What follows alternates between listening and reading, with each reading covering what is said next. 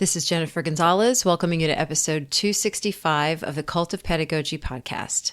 In this episode, we're going to learn a framework for discussing hard topics called growth discourse.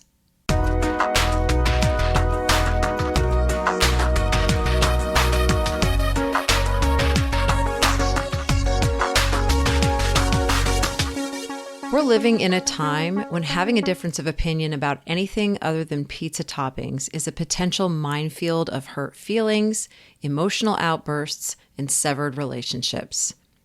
This is a problem that has occupied my thoughts quite a bit over the past 10 years, and I have found very few solutions. So when I learned about the growth discourse framework used at the School for Ethics and Global Leadership, or SEGL, I wanted to know more.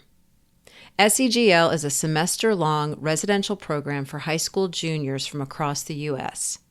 The curriculum emphasizes ethical thinking skills, leadership development, and international affairs, and their mission is for students to graduate ready to create positive change in our world. A foundational piece of their programming is growth discourse, an approach to discussion that equips students to have productive conversations about topics many of us would be hesitant to bring up in a group setting. Looking at SEGL's growth discourse guidelines, I liked what I saw. Their approach acknowledges and makes room for the heavy role our emotions and vulnerability play in these kinds of conversations, while also prioritizing courage and honesty in moving those conversations forward. And because it's pretty simple and straightforward, I believe it's a framework that could be replicated by any teacher who wanted to have better discussions in their own classrooms, so I'm sharing it in this episode. Joining me is Noah Bopp, who founded the School for Ethics and Global Leadership in 2009 and currently serves as the head of school. In our conversation, he shares the story of why he founded SEGL, then walks us through their growth discourse model, including a classroom example, so teachers can understand how to apply it with their own students. I had a couple of big takeaways in this conversation, and I want to highlight them ahead of time. One is the principle of beginning with belonging. There's a clear recognition in this framework that when we talk about complex topics, things won't go well unless everyone involved feels like they have a solid seat at the table. This is the first time I've had anyone point this out, and it makes so much sense. When I think about conversations where one or more people get defensive, shut down, or start attacking, what may be contributing to those behaviors is an underlying sense of not belonging, of having no one else in the room who supports them or sees things from their point of view. In order to have productive discussions of difficult topics, we have to build a foundation of trust among participants. We go into more detail about this in our conversation, but I want to put a spotlight on it ahead of time. Another piece of advice Bopp gave was to spread the discomfort around equally. It's the idea that in these conversations, people from certain demographics get burdened more often than others, which makes participation a lot harder on them. I'm still thinking about exactly what this might look like because we didn't go too deep on it, but it raised my awareness that in most groups, one belief system tends to dominate, and those beliefs don't get challenged too often, which tends to make the conversation more about making the minority opinion defend itself rather than spreading that work more equally among participants. While I haven't seen this at work in a classroom, I have definitely participated in conversations, mostly online, where I've been too comfortable in the crowd I'm in, and I never have to look too closely at the assumptions that my own position is built on. I think this is an important, nuanced thing for us to be aware of if we're determined to have better conversations. Finally, I was struck when Bopp emphasized that unlike civil discourse, which prioritizes civility, growth discourse prioritizes growth. Those are two different things. Instead of just being nice to each other and making sure everyone comes away from the conversation feeling good, the approach is aimed at making sure everyone stretches and grows, that everyone is challenged, while still maintaining a level of respect for one another. I think if all participants understand that at the outset, you can end up with a much more high-quality conversation. Before I play the interview, I'd like to thank Foundry 10 for sponsoring this episode. Teens want to learn more social media literacy in school, but too often what they get sounds like an outdated PSA. Don't share personal info. Avoid strangers. So how can educators make the lessons more relevant? Foundry 10 is an education research organization that blends research and practice to make a real difference for real youth today, while deepening understanding about effective teaching strategies. Through applied research, they are studying everything from social media literacy instruction to soft skills in career-connected learning to supporting number knowledge with dramatic play. They generate insights from impactful practices, expand ideas about learning, and create immediate value for youth, educators, schools, and community-based organizations. If you're looking for fresh, research-backed ideas you can apply in your classroom, visit www.foundry10.org/cult of pedagogy. That's foundry10.org/cult of pedagogy. Support also comes from School AI. Teaching 27 students means 27 different starting points and 27 different needs. School AI helps you meet every single one. With School AI, every student gets their own AI tutor that adapts to exactly where they are. Writing an essay, one student gets help organizing their first paragraph, while another gets feedback on strengthening their thesis statement. Same assignment, personalized support. And while your students are getting what they need, you're getting real-time insights into who needs you most right now. Plus, School AI streamlines your administrative work, parent emails, translations, lesson prep, so you spend less time on tasks and more time with students. It's all student safe and designed to give you more time for what matters most, connecting with your students. School AI makes school awesome, one student story at a time. Learn more at schoolai.com. Now here's my conversation with Noah Bopp about growth discourse. Hey, Noah. Hey, really excited to be here. I'm glad you're here. So we're going to be talking a lot about how to have healthy discourse about challenging topics. So before we get into that, let's just get a little bit of background on you. I've read a little bit from your website, the School for Ethics and Global Leadership, which it looks like you founded in 2009. So if you could just tell me sort of what were you doing before you founded that? Where did that come from? And then what's happened since then? Sure. Well, the first thing to say is that every founding story is linear, but in fact, in reality, every founding story has lots of curves and jagged edges. So let me give you the linear piece, and if you want to ask me about the curves and the jagged edges, I'm happy to get into it. Okay. The founding story of the School for Ethics and Global Leadership is that I was a teacher on September 11th, 2001. And the next day I had to stand in front of my students. And on that day, as I'm sure you can imagine, my students were scared and angry and confused and making all kinds of assumptions about what had happened and what we needed to do next as a result. And I realized, as I'm sure you did and many of your listeners did, the world had fundamentally changed on that day. Yep. And so for me, the question was, as an educator, how should I respond? I had always felt particularly called to the students who, regardless of background, were going to be the leaders. And so the founding insight of the School for Ethics and Global Leadership is that in a post 9/11 world, America needs leaders who are ethically strong and internationally aware. So as a result of that moment, I started a summer program for Duke University to pilot the curriculum. I took a job at the Mountain School, which is the oldest of the semester programs, because I thought that model was compelling. I got a degree in private school leadership from Teachers College at Columbia, so people would think I knew what I was talking about. And then I moved down to DC in 2006, lived in an apartment that's about the size of this office that I'm in right now. It was where the chauffeur lived back in the day. And it took about 3 years to raise the money and build the board and find the locations and renovate the locations. And we're now in our 17th year of operation. That is fantastic. And it's just a school for high school juniors, correct? Right. So our curriculum works well for high school juniors and also seniors. Every once in a while, there's a sophomore that creeps in. But we found that the sweet spot is 11th graders, and they come from all different schools around the country, public, private, parochial, home schools.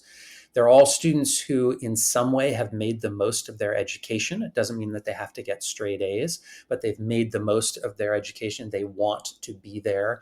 And they've also demonstrated what we call and what researchers call non-cognitive variables, indicators that they are going to be leaders, that they can delay gratification, they can long-range plan, they can be persistent in the face of adversity. They work well with students who are different than they are.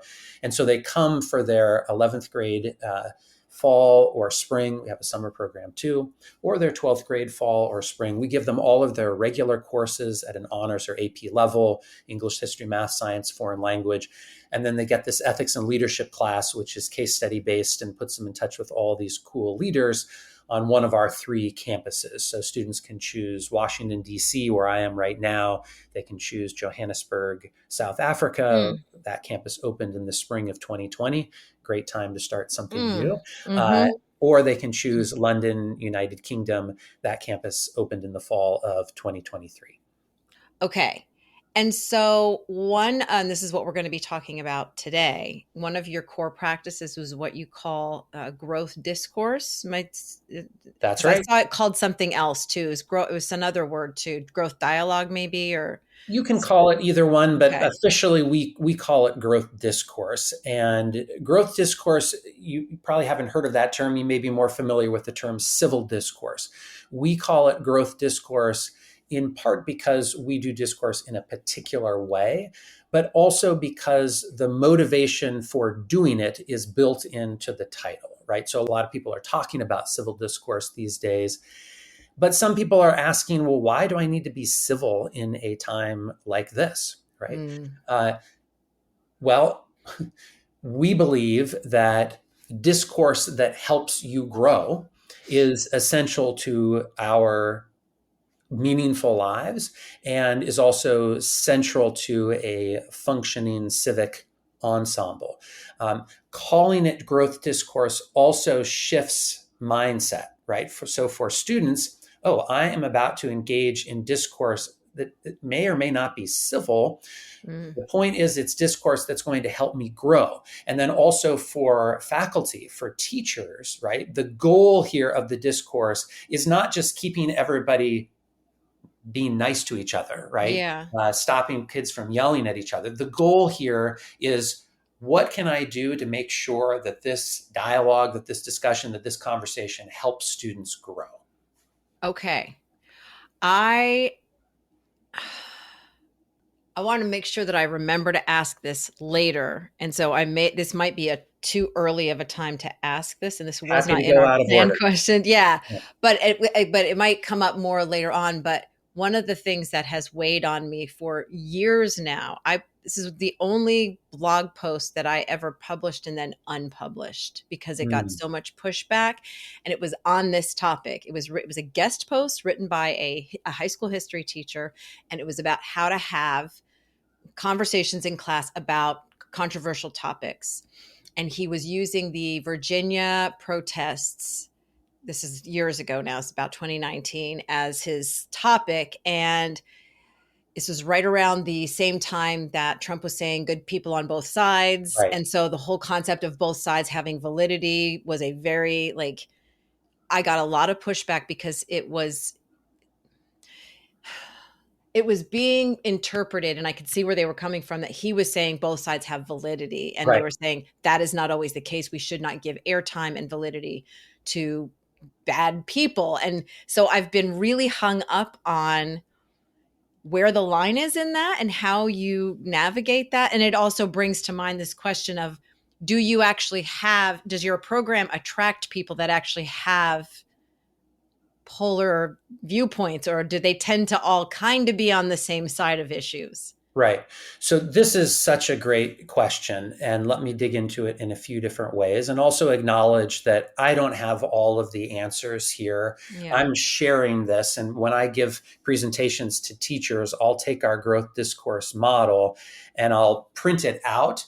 And after we explain it, I will say, now I want you in small groups to edit our growth discourse statement. What do you think works at your school? What do you like? What do you not like? And I often learn quite a lot from their understanding.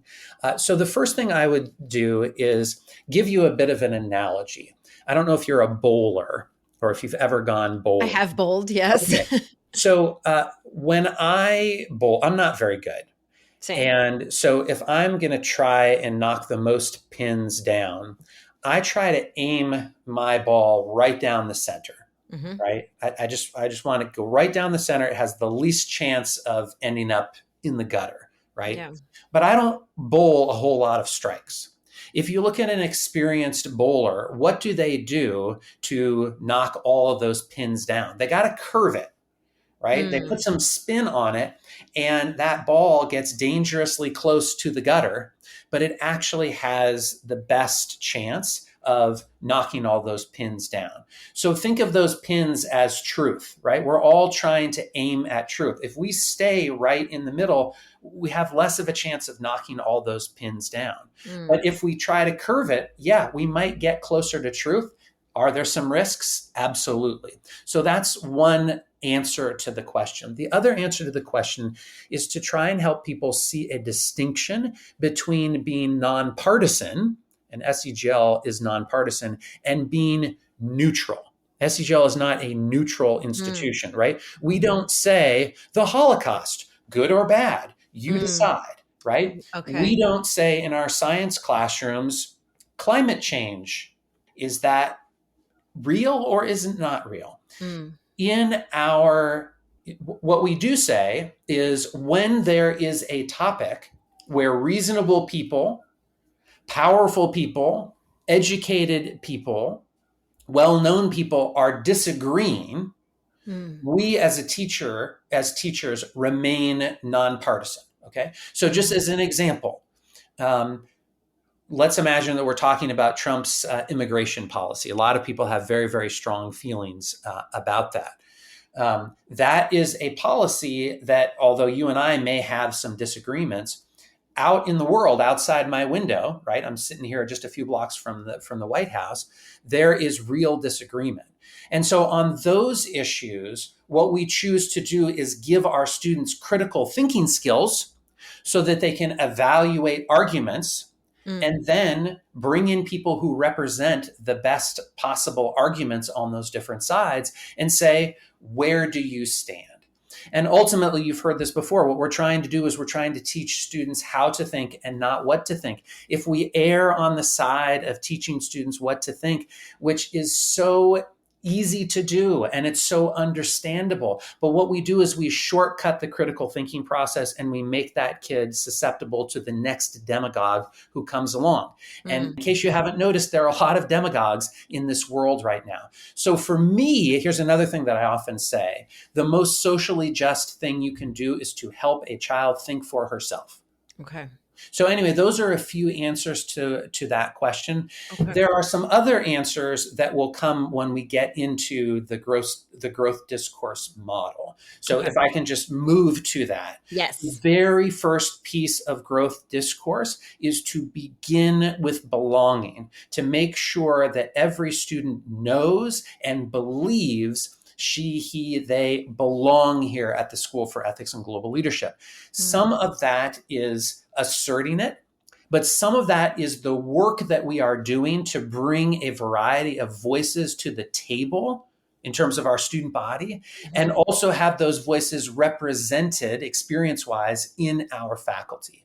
If Mm. we have a really homogenous group of students, it's very hard for us to address a difficult topic like Trump's immigration policy, right? Right. Because we're going to get similar views, and some students are going to feel excluded, and you're going to get responses to blog posts like the responses that you got. Mm-hmm. But if I can set up an environment where I have students who represent many different backgrounds and many different points of view, right? Yeah. And I show those students that they all belong here. And I can give you some examples of how we show students that they all Yeah. belong, right? Uh, then I can create an environment where those students are not on edge when we're having these conversations. Mm. So I can just give you an example, and Yeah. I told you I'd give you more than maybe you need. But the very first thing that we do is we take them to the Phillips Collection, which is 2 blocks from where I'm sitting right now, one of the Mm-hmm. most famous private art collections in the world, Mm-hmm. to experience Jacob Lawrence's Migration series. And the Migration series is one of the great works of art in all of American history, and it depicts the migration of African Americans from the rural South to the urban North in the time period that culminates essentially in the Harlem Renaissance. Mm-hmm. And we do this critical thinking model with the students: see, think, act, reflect. I know we're going out of order here, but we teach them to see fully before they decide what they believe. Mm. Then we bring in Helen Zukaib, who's an Arab American artist and has developed a Syrian migration series, which is just what it sounds. It's Mm-hmm. inspired by Jacob Lawrence, and it depicts the migration of Syrians out of Syria in the wake of the Syrian civil war. She comes in, she speaks about her art. The students realize that migration is something that we all have in our background. Then we give students a wooden board and the same kind of paint that Zukaib and Jacob Lawrence used, and say, each of you now gets to paint one panel from your own personal migration series. Maybe it's something personal in your life. Maybe it's something about your family's life, your community's life, your culture's life, but you get to pick one piece of your identity, one piece of your migration to SEGL, and then they paint that, and we put all of those panels up on the wall of our residential common room. And then they share the stories with each other. What does your panel depict? They do another round of critical thinking. And the point there is to demonstrate your story is up on the wall, right? You remember in Do the Right Thing, it's in the Spike Lee movie, where Bugging Out comes and says to Danny Aiello, like, how come there aren't any pictures of brothers up on the wall? And he's like, well, there's only Italians. It's an Italian pizzeria. There is a picture of every student up on the wall at the School for Ethics and Global Leadership. So the other way that we like to say it is the only student who doesn't belong at SEGL is the student who says, you don't belong here, you and your kind, right? That is probably a student who doesn't belong at SEGL. So the first part of the growth discourse model is to begin with belonging. The second piece is to balance intent and impact. So when I first started teaching and people did what was then called diversity education, one of the core tenets was to assume positive intent. And if I did a spectrum activity, which is something we do often at SEGL, and I said, which is more important when you're discussing difficult issues of difference, the majority of the students, regardless of their background, would be over on the intent side of that spectrum. 2020 comes along and we have COVID and we have George Floyd and we have January 6th and we have all of those things. And all of a sudden, nearly all of the students were pushed over on the only thing that matters is the impact that your words have. And what we are trying to say to students is both of those things matter. If I use, oh, I'm so sorry, that wasn't my intent, as if it's a get out of jail free card, right? Yeah. I probably need to do some reflection on the impact I'm having on others. On the other end of the scale, for me to assign a motive to another human being solely based on what that person made me feel, right? I am at least being unreflective and incurious, right? So both matter, balancing Yeah. intent and impact together. It's two truths. The third piece of growth discourse is to avoid echo chambers. So, one of the most formative works that I read as a young teacher, you've probably heard of this book, is Why Are All the Black Kids Sitting Together at the Cafeteria by Beverly Hmm. Tatum. And the Hmm. answer is they're debriefing their day in a world that is different and foreign, and maybe even pretty negative for those students. I get that it makes sense that sometimes you need to go to people with whom you share some things, Yeah. some ideas, some identity, right? But at SEGL, we go to those conversations not to disengage, right? But to figure out how do we re-engage. Yeah. And then the last part of the growth discourse model is we say follow the star, and the star is our critical thinking model: see, think, act, and reflect. And my guess is that you're going to ask me to break that down a little bit next. That is our next question. Yes. So that is the critical thinking model that you all use. That's right. I guess my first question before we break it down is, did you all come up with it or did you get it from someplace else? Right. So I want to give some credit to Harvard's Project Zero, which some of Mm-hmm. your listeners may be familiar with. I love to keep my ears open and am fairly intuitive as a teacher and a learner. And so I had a friend who taught at the National Gallery of Art, and she used some of the Project Zero artful thinking routines to educate kids from lots of different backgrounds in the galleries. I was really transfixed by that method and adapted it to SEGL. Okay. So I want to give some credit to Harvard's Project Zero, and we have adapted that for our purposes Okay. at School for Ethics and Global Leadership in some important ways. Okay. So what is the STAR model? You sort of said what the four letters stand for, but let's kind of work our way through it a little more slowly now. Right. So the most important part of the STAR model is to make sure you are seeing something as fully as you can before you decide what to think about it, before you make a judgment. And that could be one panel in Jacob Lawrence's migration series, Mm-hmm. and that could be another human being.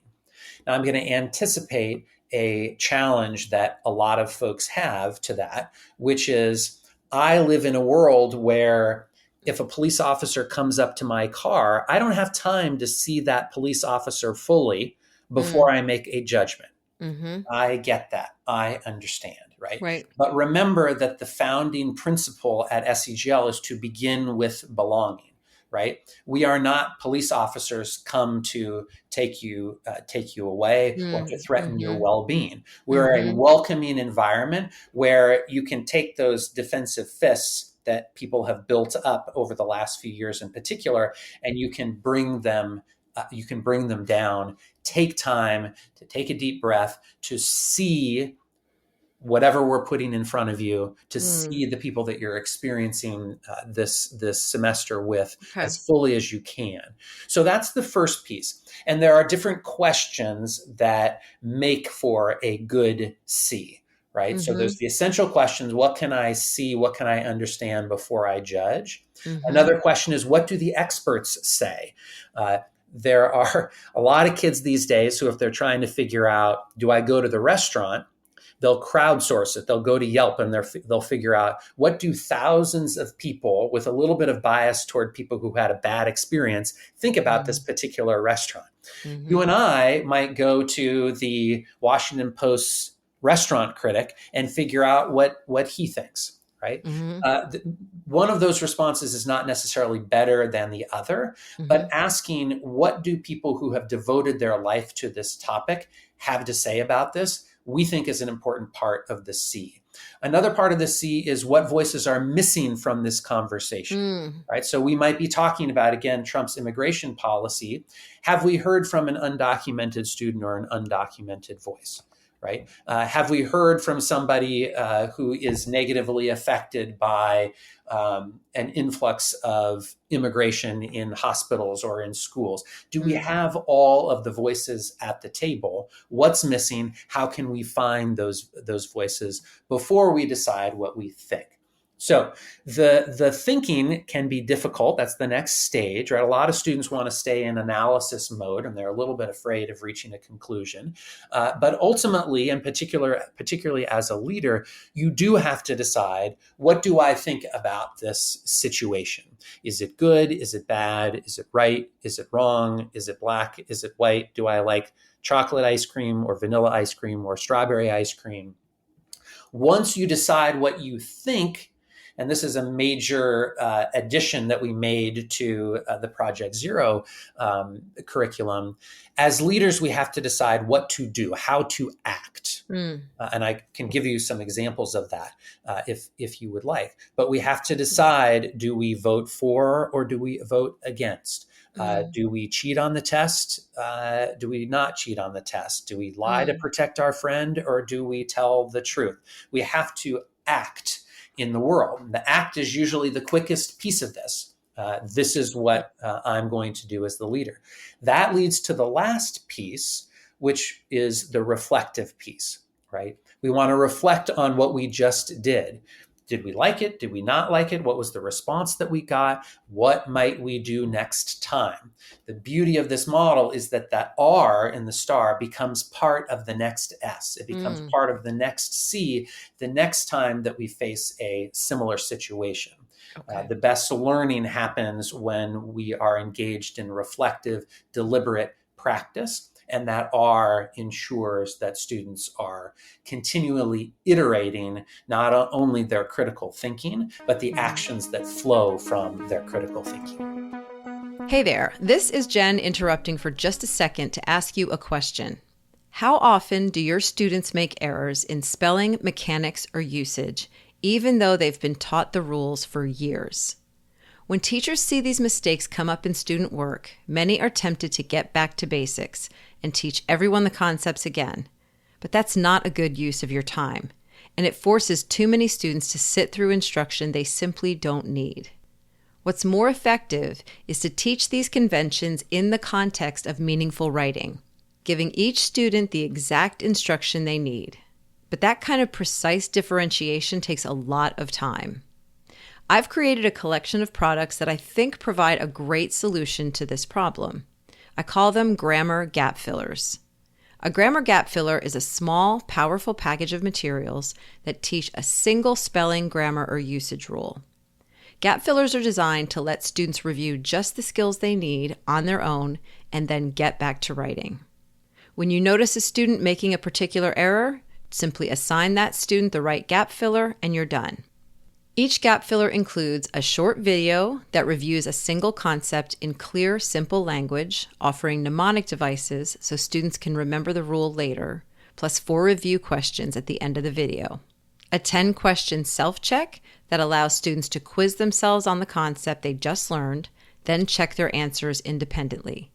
This is available as a printable or as a Google form.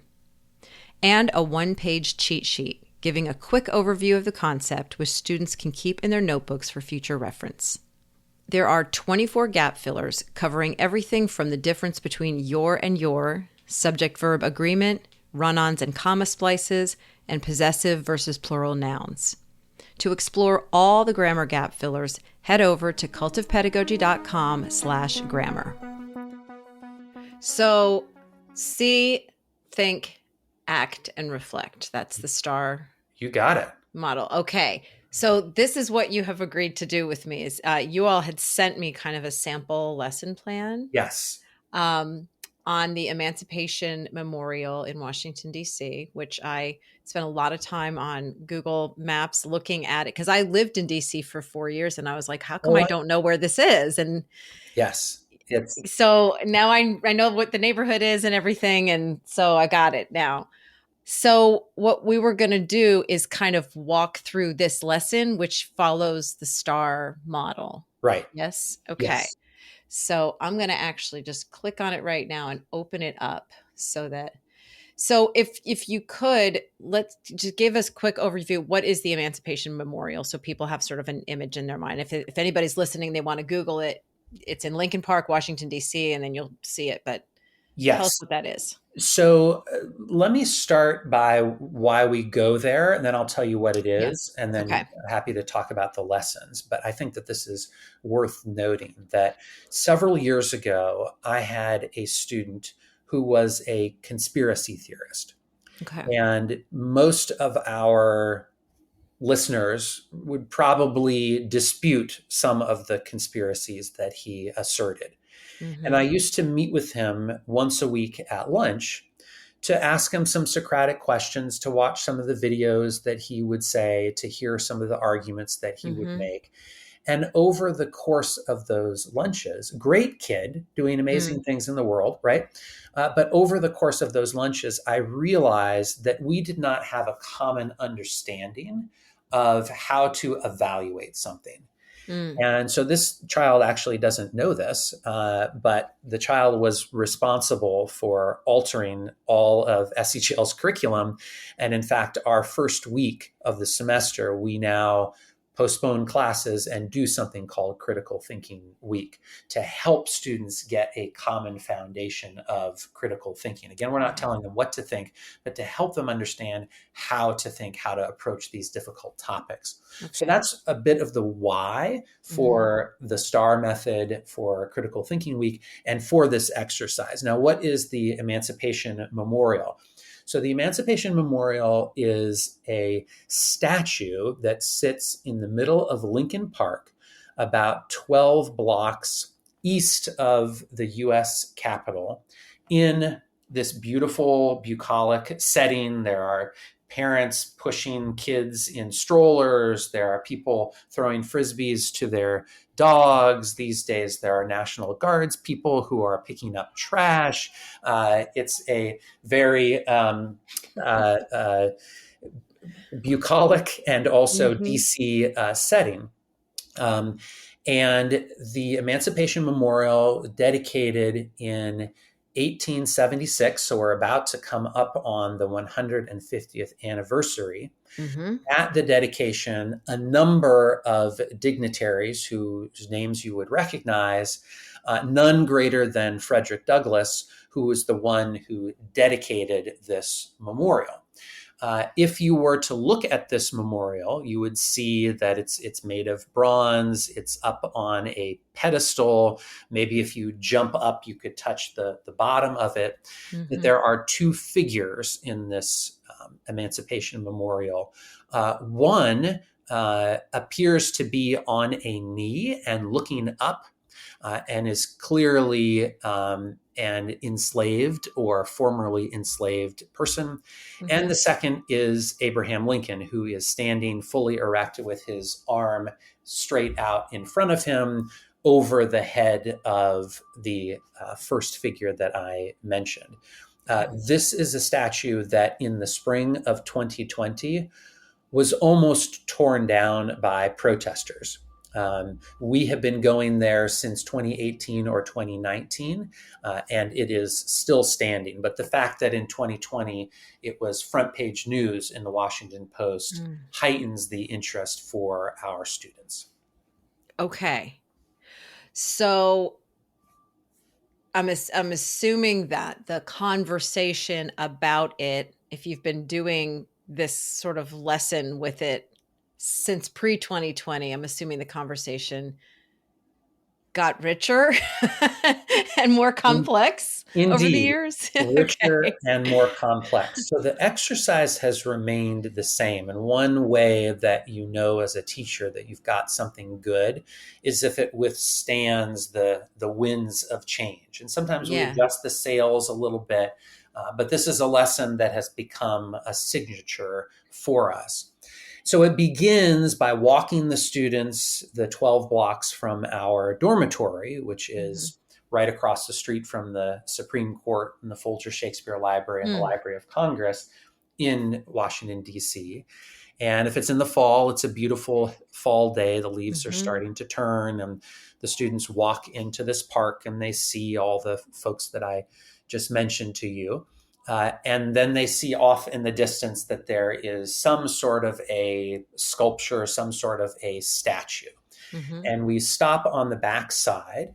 And there's usually a sense of anticipation and mystery that the students have. We don't tell them what they are going to do other than follow me, we're going to go for a walk. We don't say, this is going to be a conversation about race, or this is going to be a way to improve your critical thinking. We just do the thing so that they Yep. can experience it and reach their own conclusions and learnings in real time. So the first thing that we do is we give them an initial see. We just have them give some initial impressions. And usually, especially in the last few years, their initial impressions are negative. Okay. What they see or think that they see is a white man very in a patronizing way, Yep. standing over a kneeling enslaved person.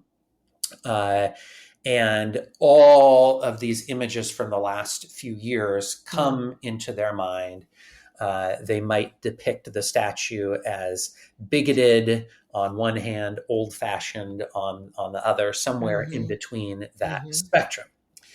Okay, great. So one of the things that I love as a teacher is to discombobulate students, right? To take them out of the thought pattern that they have been in and bring them to the edge of that comfort zone. So we say, okay, all right, there's your initial impression. And it's true that according to studies, the average amount of time that somebody stands in front of a work of art in a museum or presumably in a public park is about 20 seconds. They make a judgment and they move on. So the students have those 20 seconds. They generally judge that it's unsavory in some way. And then we say, okay, what we want you to do now is take more time. They have what we call academic reflection journals in their hand, and silently walk around the sculpture, get far away from it, get up close, look from top to bottom, from bottom to top, across diagonals. And we want you to make a list of 10 things that you see. Now, again, these are not judgments. These are not, I see an unhappy slave, right? Or I see a racist former president.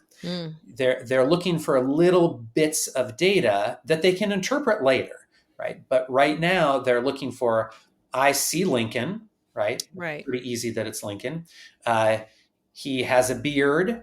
The statue seems to be made of metal. There is another person who appears to be a man. He has his eyes looking upward. These little bits of data that are without judgment. One of the things that they see is that at the base of the statue, there is a plaque. And the plaque says that the funds were contributed, and I'm quoting now, solely by emancipated citizens of the United States declared free by Lincoln's proclamation, the Emancipation Proclamation. The first contribution of $5 was made by Charlotte Scott, a freed woman of Virginia, being her first earnings in freedom and consecrated by her suggestion and request on the day she heard of President Lincoln's death to build a monument to his memory. And the students go, oh, so there was a formerly enslaved person who had this idea, donated the first $5. The only people who raised money for this statue were freedmen and freed women. Oh, this makes it a little bit more complex, right? And so there's not like, the goal is not to get them to realize that the statue should be up. The goal is to bring them to that moment where they say, oh, this is complex. This is more detailed. There's more detail here. There's more nuance than I thought at first. And you can see it on their faces, right? By now, we can sort of hide a little bit and watch when the students come around to the plaque and they get up next to it and they're looking closely and they're trying to write down what it says. And then you can see the look on their face, like, oh, this is more. And sometimes they'll like turn to a friend and say like, hey, did you read this? Right. Yeah. So then we say, this is the next part of the scene. Okay, you got your list of 10. There are a lot of kids who just really quickly will dash off 10 things. I'm done with the assignment. Now I'm just bored. Okay, what we say is we want you to go back into the statue, back into the memorial, make a list of 10 more things that you see. And the idea there is it's another opportunity to move beyond a first impression. It's called looking 10 times 2. And so now they have a list of 20 things. Mm-hmm. And then they share those things with each other. What do you have? What do I have? What's missing in small groups? And only then do we ask them, now, what do you think about this? Right? And some of them say, you know what? I still don't like it. I think that those people who were formerly enslaved, this was probably not what they were expecting. And maybe in their time, this was the right thing to do. But if they were living today, I don't think that they would like this at all. And some students say, this is a triumphant monument to an important part of U.S. history. And clearly this slave or enslaved person or freed person is not kneeling, but I see him as rising up. This is the moment where he is assuming the full dignity of the American experiment. Or some students say, well, I don't like it, but it's a part of history, right? And we need to be able to understand history in all of its fullness. So now they're telling us what they think. Great, interesting conversation. We often will give them supplementary material at this time. Remember, I said that part of the C is what do experts think? Yeah. So one of the most amazing pieces of critical thinking in all of American history, and I stand by this, I'll fight for this, is the dedication speech that Frederick Douglass made. It is an extraordinary piece of critical thinking. And one of my favorite lines from that speech is, it's just so great. It must be admitted, truth compels me to admit, even here in the presence of the monument we have erected to his memory, Abraham Lincoln was not, in the fullest sense of the word, either our man or our model, right? So amazing, right? Such bravery. There are 10,000 people who are listening to this. There's a group of freed people who erected this. There's a bunch of white dignitaries and politicians. And he's saying, this dude right here behind me, not our man, not our model. But later on in the speech, he then says, despite the mist and haze that surrounded him, despite the tumult, the hurry and confusion of the hour, we were able to take a comprehensive view of Abraham Lincoln and to make reasonable allowance for the circumstances of his position. I'm actually getting teared up as I say this, right? Mm-hmm. What he's saying is, it was really hard, and he did the best he could. Wow. Right? Yeah. It is such an amazing piece of critical thinking. Yeah. And so we'll give them that speech. This is what Frederick Douglass thought of it. There are other speeches that we can give, including one that a Harvard student made in the spring of 2020 saying this thing needs to come down right now. It's one of the most racist things in Washington, D.C., right? So these are what some folks have thought about this memorial. There's a copy of the statue in Boston, an exact copy, I think minus the plaque, that was taken down a couple of years ago, right? So we give them that bit of information. And then we move to the act. And we say, in groups, you have to discuss what you want to do about this statue. And later on today, our faculty are going to play a set of community stakeholders, and you are going to present your act, right? Your decision about what to do, given what you have seen and given what you think right now. They're going to ask you some questions as a community stakeholder might do. Later on in the semester, there are other exercises where we're really presenting at the White House or at the Pentagon or the State Department, but this is the first week of the semester. So it's just faculty who are playing characters, right? Community stakeholders. What do you think ought to happen? So then the discourse begins, right?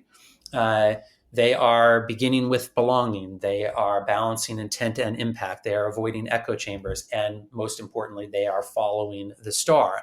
And they all, in those small groups of 4, they come up with their own ideas for what should happen. Some students say the statue should stay as is, and that's it. And here's our reasoning for why. Some students say the statue should stay, but we need to put an explanatory plaque next to it that explains it for people to understand, in part, why it's worthy of being in the park. Some students say we need to raise another statue. And in fact, there is another statue to a famous African-American educator at the other end of the park. But students will say there needs to be another statue. Sometimes the students will say, tear it down. This is bad. But then what do you do with it? Do you put it in a museum, or do you melt it and use it for the better statue that's going to come next? So they have time to discuss what is their action, and then they have to present and defend their ideas in front of community stakeholders who become their own aid to the further seeing of the students, if that makes sense, right? Because those community stakeholders have different points of view and arguments that the students might not have considered at the beginning. Right? I'm getting super excited. I'm like ready to go out there right now to do it. But that's the essence of it. Now, at the end, if we want a little just coup de grace at the end, I don't like telling students, well, this is the right answer. Never like to tell the students the right answer. But in the summer of 2020, there were a group of historians that did some research, and they found a letter to the editor that Frederick Douglass wrote a few days after he dedicated the memorial, where he answered the question for himself. And he says, it's a short letter, he says, this statue should stay. I understand why it's important to history, and it does not tell the full story of the African American in our country. And so I would suggest that we put another statue up that depicts the full richness of the African American experience and shows a man fully erect, fully standing in his freedom, in his own self-determination. And by the way, that brings up a whole separate thing, because there's a female African American sculptor who went to my alma mater, Oberlin, who has the sculpture that I think, if we're going to do that, it's called Forever Free. And that brings up its own issue, because it's a man standing and there's a woman who's kneeling at his feet. Right. And part of the interpretation you can have of that statue is men got their freedom, but women were still unfree, regardless of their skin color. So anyway, that might be a tag on at the end that you can cut, but I get super excited and geeked out about this exercise. So let me just stop here and see where you want to point me. No, you're totally good. Yeah, I'd say we keep going. It feels like we're sort of between A and R right now, between act and reflect. Yes. So that's right. So the last piece of this, and we do reflections in different ways, right? The students have English journals and they write in those journals every week. But often after an experience, we bring the students together. Sometimes we give them a couple of minutes to write in their journals, particularly at the beginning of the semester, because some kids are talkers and some kids are observers. And if you write in your journal for a few minutes, then you're prepared to say something regardless of which group you fall into. Yeah. But we just ask the students, give us some reflections on this. Almost always when we do reflections, it is entirely up to the students to decide where they want to take those reflections. We don't really give them reflection questions, because we think that what is the best is for them to decide what is the most important, for them to decide what they are still wondering about, for them to engage with each other. So sometimes there are some general prompts that we might give. Sometimes there are reflections that we give as teachers at the end. But generally, those conversations are very student-centered. We don't, as teachers, even call on the students. They figure out their own way of calling on each other, which is its own part of the SEGL curriculum that I'm happy to get into. Yeah. If it doesn't take too long, there's like a protocol basically for sort of turn taking and sharing space with each other. Yes. So Okay. early in the semester, one of the things, this is actually the day before we go to the Emancipation Memorial, but in this building where I'm in, we do some low ropes course activities. And Mm-hmm. before we do those low ropes course team building activities, we ask Okay. them what makes a good leader and what makes a good follower. It's up to them. It's not up to, and they put lists together. This makes a good leader. This makes a good follower. We want them to be specific, right? Not a good leader is brave, but what does being brave look like? How do you know that somebody is being brave, right? Mm. A good follower listens. Okay, well, how do you know that somebody is listening? And then we put them through these low ropes course activities, and they get to experience these leadership challenges. Then they come back and we have them reflect on, well, you just earlier said this is what makes a good leader and this is what makes a good follower. Do you want to revise that in any way? What are your reflections on what you said before, given these activities that you just went Mm. through? One of the things we want them to wrestle with is this. Sometimes, I'll give you an example. Sometimes interrupting is really bad for a group, Mm. right? Some people, they really take it personally. They Yeah. like to have spaces in between the different sections of what they're saying. Sometimes it's really not good for a group to interrupt.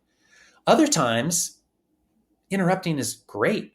You're building on each other's ideas. I know what the second half of your sentence is going to be, and you know what the second half of my sentence is going to be, and we're just Mm. going and going, and then we can do, and then we can do, and then we can do that. Oh my gosh, this is great, right? And it Yeah. works for us. Often, as teachers, we decide for students what the rules of engagement Yeah. ought to be. Okay. And we will say, you loud students need to be quiet so that the quiet students can speak. Right. Mm. And Mm-hmm. I would suggest, I understand the reasoning behind that, and this may end up being the most controversial part of the podcast. But for me, if we step in and provide a crutch for those students, then those students never learn to gather their own voice and share it. Mm. And the students who are loud decide, well, I'll just continue to be loud until the teacher tells me to stop, right? Mm-hmm. Rather than self-facilitating. Okay. So it's a long process. This is not just something where we just send them to the wolves. Yeah. But if you come to an SEGL classroom by this point in the semester, what you will see is teachers are looking down at their notebooks, diagramming a conversation. They've started the conversation by saying who would like to speak. But we're not even looking at the kids. And the Mm. kids are talking to each other. Maybe they're calling on each other, or maybe they've developed a system where they just know each other well enough that they know when somebody is about to speak. They're deciding what is the most important bit of the prompt, or they're deciding what reflections are most important. And so they are fully in control. And so that, we think, not only helps their critical thinking, but it gives them these soft skills of how to run a discussion. I can go and go and go on this. When we have guest speakers, we never as teachers ask the guest speaker questions. So like earlier this semester, we had Linda McMahon in the room below where I am right now. The US Mm. Secretary of Education came for 45 minutes. And you can bet your bottom dollar that I have many questions that I would like to ask Linda McMahon, right? Mm-hmm. But it's more important to me to give our students things to see about Linda McMahon, right? To give them critical thinking skills so they can evaluate the arguments that she's made. To give them some preliminary soft skills for how to behave in a situation like that, or choices about Mm-hmm. how to behave. And then to make sure that they believe and know this is your conversation. If we all stare in silence at each other for 45 minutes, that's going to be the conversation. Mm. If you finish the conversation and you say, I wish I had asked that question, great. So what are you going to ask next time? But Yeah. they realize that they are the ones who are guiding. They are the ones who are in control of the learning experience. And for us at SEGL, at least, the result has been a successful one. Mm. I think where we go next is, I think we're ready for the second to last question, basically, which is, what advice do you have for teachers who would like to try using this framework for the first time? So I thought about this question, and what really came to my mind is actually gratitude. I think it's really hard to be a teacher these days. Mm. I think it's actually a heroic act to be teaching in the classroom. I'm not saying this about me or my teachers. We have certain advantages that other teachers don't have. Yeah. But the stakes are so stacked against teachers these days. And so, really, before I give any advice or pretend to have advice, the most Yeah. important thing that I want to say is just like, thank you. This is so hard, and it is the most meaningful work that you could possibly be doing in this world. Please stay strong. And if there's anything in what I have said that might be useful to you, please reach out. Even if the benefit I can provide you is being a place for you to vent and say, Noah, I totally disagree with everything that you said in this podcast. That's totally fine. That is a way that I can express my gratitude, is hearing your disagreement, right? Okay. Living out the values of the school. So that's the most important thing, I think, is gratitude. The second piece of advice that I would give is, I think it's very important before you have difficult conversations about difficult things, uh, Mm. to make sure that the leadership in the institution has your back. There are so Mm. many teachers that I have met with who say, I want to be able to have these conversations about Gaza, but my Oof. principal does not have my back. I mean, at Yeah. SEGL, right? We Yeah. bring in the spokesperson for the Israeli embassy. We bring in a Uh-huh. leading Palestinian negotiator. We Uh-huh. bring an advisor to 6 different U.S. secretaries of state. We Yeah. talk about whether From the River to the Sea is anti-Semitic or about liberation, right? We have Right. all those difficult conversations, and our students are like, oh, thank you. I'm so Yeah. glad that we can have these conversations, because Yeah. in our schools, the teachers either tell us what to think, right? They Right. take a Right. particular point of view, and Yeah. other points of view we know are not welcome. We know are not going to give Yep. us A's. Or just as frequently, if not more, we're told we're not having this conversation. Yeah. There's Yep. there's a there's all kinds of examples of parents getting mad, of donors getting mad, of Yeah. school board members getting mad, right? So, but if you know that your head of school, that your principal has your back in having these difficult conversations, you can Yeah. do almost anything. So that's a key piece of advice. Okay. And in terms of how to have that conversation with your department chair or with your head Mm-hmm. of school, I do think that indicating that you've thought this through, I think indicating that you've had some resources, I think trying to figure out what are some of the key questions that they might ask, right? So for some, it's just a worry that there's going to be parents who perceive a bias in the classroom, right? And if Yeah. you can address that from the beginning, to say that you're using a method that not only comes from the School for Ethics and Global Leadership, but comes from Mm-hmm. everybody from Harvard to Socrates, right? Yeah. That might be helpful. So that's that's a key piece of advice. I think that giving yourself grace for making mistakes. Right, you're Mm. going to make mistakes in the classroom. I would say that when the moment gets the most tense, unless you're afraid that there's going to be some sort of physical violence, which we just are not afraid of at SEGL, but unless you are really, really afraid, sometimes the best response as a teacher in those difficult moments is just to remain silent. Right, I am here with you. I am engaged. Yeah. And to just say something supportive, like, these are hard conversations. You can Mm. ask the questions of the kids, would you rather not have this conversation? Almost always kids would say, no, no, no, no, no, we would rather have it. We just don't like Yeah. the way that we're having it. Okay, great. So Yeah. let's figure out how we can have this conversation so that we're all growing. I think that another piece of advice is, I say this often, is that we want to make sure that we spread the uncomfortableness equally in the classroom. Right. Mm. So sometimes what happens is, when you're having these difficult conversations, that certain kids from certain demographics get burdened more often than others. And I think that it is very, very important to set things up in your classroom where it's equal opportunity discomfort. If you can't Okay. do that, if you're consistently burdening certain kids, then I would suggest that you take a step back. By the way, that's its own podcast that we could have Yeah. right there. Um, and the last bit of advice is like, there are people who are doing this, and I'm happy to, give my email out, set up a Zoom conversation, Yeah. give a talk, and there are other faculty member here at SEGL. We really think that this is a productive, civic-minded, meaningful, positive mental health oriented way of addressing topics that are on kids' minds. Mm. And we are happy to not only give you some advice, but hear your own advice to improve Mm. our own practice. Fantastic. So if people do want to reach out to you, or, where would be the best place for them to go online? Yeah. So, I mean, my email address is just noah.bopp@schoolforethics.org. The school's website is schoolforethics.org. You can watch. We were Okay. on MSNBC's Morning Joe in May, and you can see what I look like there. Okay. Just realized that my jacket was a $40 jacket that I bought on Etsy, and my glasses, which I'm holding right now, are just $30 drugstore glasses. We're not anything special here.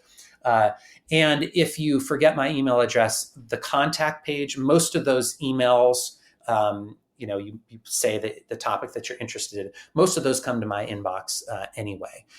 The other thing I would say is that a lot of teachers hear about SEGL and they say, like, I've got a student. I've got this student needs to come, and so you're Mm. welcome to nominate a student for our program. We're always looking to become a more diverse community, and Mm. so getting your listeners' feedback on who the best possible kids are. Just know Yeah. that that's something that I'm happy to respond to as well. Okay.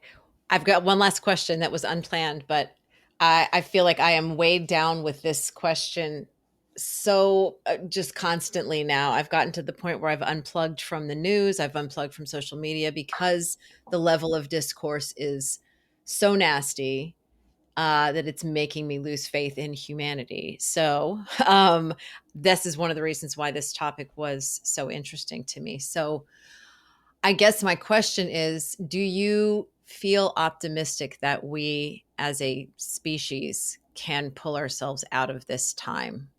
Yes, I'm Okay. optimistic. So when people say, how do you teach ethics? I go to book 7 of Plato's Republic at the end of the allegory of the cave, where Plato has Socrates talk about the purpose of education. And Socrates says, education is not about putting sight into blind eyes. The effective educator assumes that the power to learn is already present in the soul of the learner.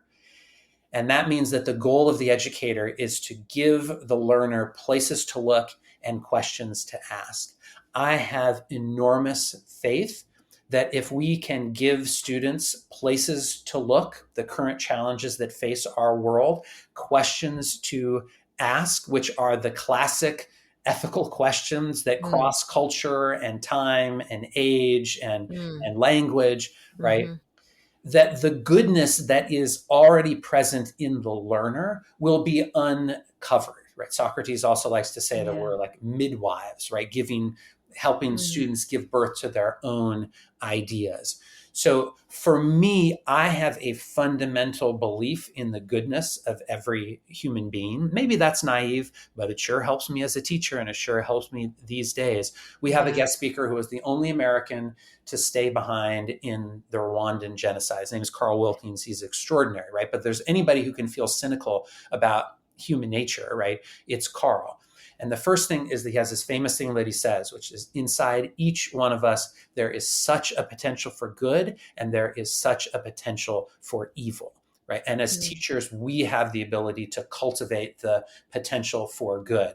I'll also mm, say that Carl is one of the happiest people that I've ever met in my entire life. And if he's found a way through, I can find a way through. mm, So my faith is in the fundamental goodness of human beings. And I will also say that we can't really uncover that fundamental goodness if we don't have good teachers in the world. And that's why, as we get to the end of this podcast, just my gratitude for the teachers who are in the trenches doing jobs that are far more difficult than the job that I have right now. That gratitude is just overwhelming and full of awe. Yeah. Thank you so much for spending this hour with me, for the work you're doing, and for sharing it so that other people can try to replicate it. You got it. Well, it's an honor to be on the podcast, and just thank you for the work that you're doing in this time that a lot of teachers feel is pretty dark. You are lighting candles wherever you go. So I'm hopefully I've lit a candle, but it's part of this big arrangement that you already have out there. So anyway, just thank you so much. Thank you.